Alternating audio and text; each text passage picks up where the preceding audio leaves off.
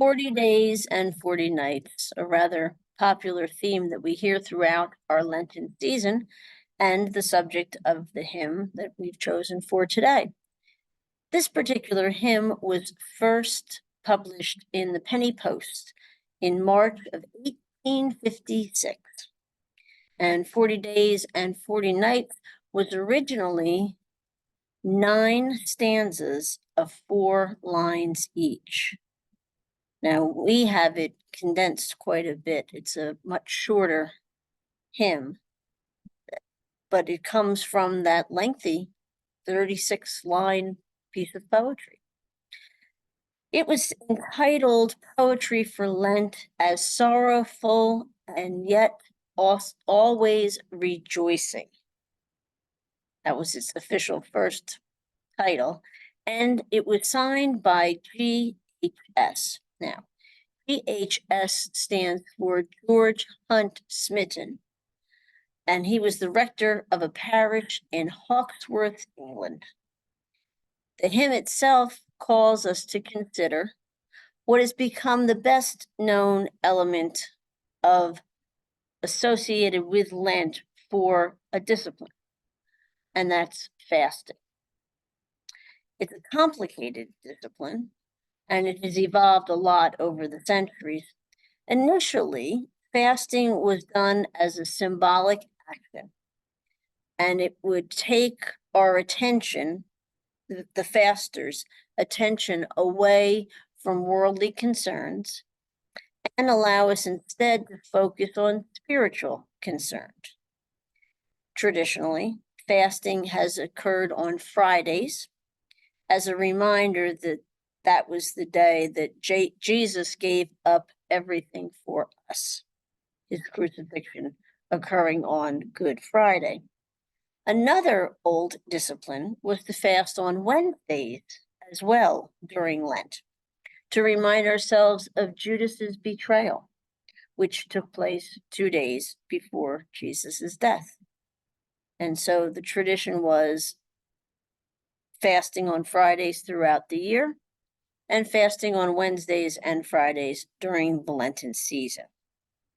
Now, this in turn has developed into a tradition of giving up meat on Fridays or giving up meat on Wednesdays and Fridays. And that is a certain way to do fasting. But there's also other forms that help us to switch our focus away from ourselves and towards God. One such fast is to abstain from using technology, a low-tech or a no-tech day, a fast away from social media. I have several colleagues that every Ash Wednesday post on their Facebook pages and on their Twitter accounts, "I'll see you at the end of Lent," and they drop off of the social media for that time period, take a fast. Fasting also can be done in a way where the faster will not eat anything until sunset. This is often done by people who are able to go for that long a period of time, and then at sunset they have a big meal. Medically, we are often encouraged, instead of complete fasting during any of these times, to make sure that we still include liquids. So often people will go to a liquid fast where they will spend the day or the 24-hour period consuming nothing but liquids.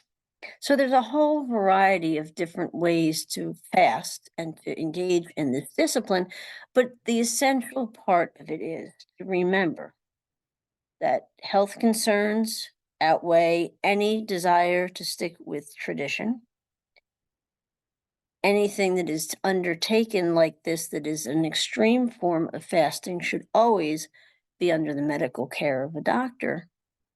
And most importantly, what it is that we are doing what are we trying to achieve as we fast?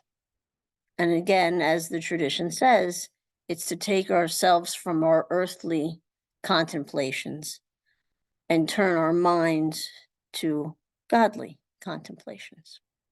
So all of this is a roundabout way to get to the fast that is talked about in our hymn.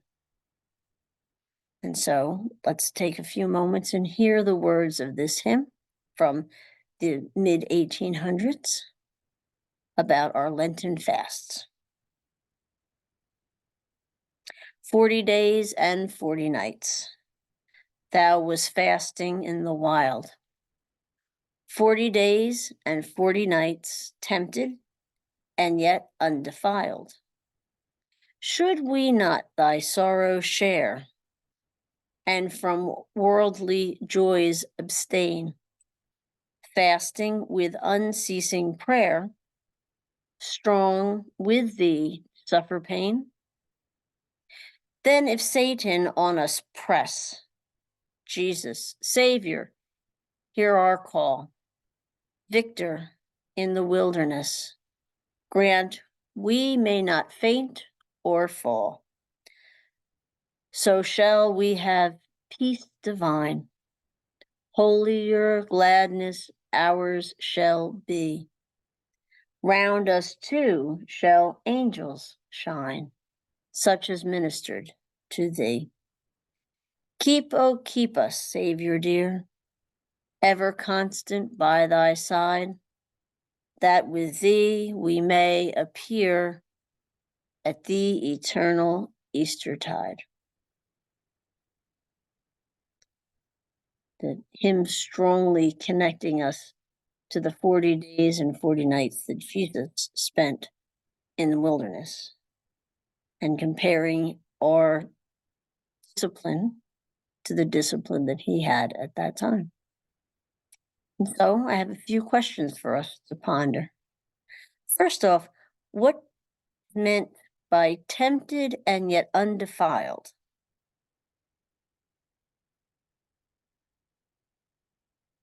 Second question, does it help to imagine temptations as actions that are made toward us?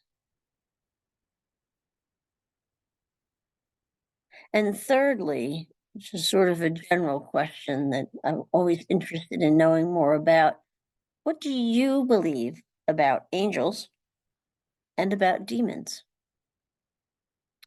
What is your take on Satan's temptations and the angels that wait on Jesus as he's in the wilderness? And so I'll leave you to contemplate those points, and hopefully we'll see you back again tomorrow. Take care, and may God bless.